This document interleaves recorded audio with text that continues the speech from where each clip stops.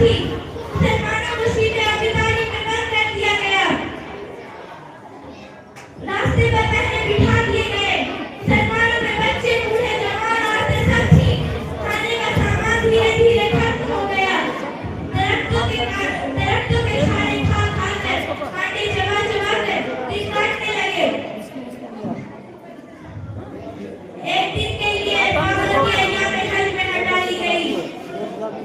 मुसलमान घाटी से बाहर आए, कपड़े फट गए, आंखें धंस गई, कदम लड़खड़ा रहे थे।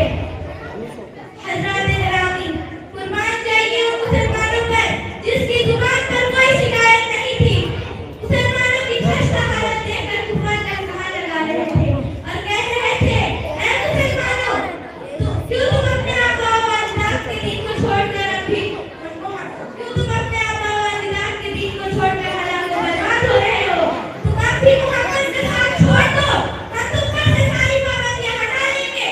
मगर मुसलमानों ने जवाब दिया, ऐ कुफार, सुन लो, हम हक पा चुके हैं, हम दरबारे मोहम्मद में इकरार मोहम्मद कर चुके हैं, हम पर इस्लाम मोहम्मद खुल चुका है, हम अनवार मोहम्मदी से फैज़याब हो चुके हैं। लिहाजा हम तूफान से टकरा सकते हैं, खून का दरिया बहा सकते हैं, आग के बिस्तर पर सो सकते हैं, भूख से तड़प तड़प कर दम तोड़ सकते हैं, मगर रसूल की रिसालत का इनकार नहीं कर सकते।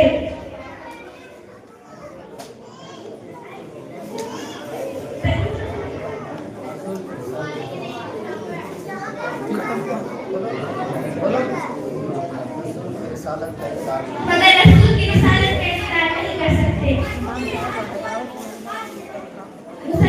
दुनिया वालों, जरा सोचो, कितनी संगीन घड़ी थी, कितना भयानक मंजर था, मगर मुस्तफा की बातों से गुनाह उड़ा।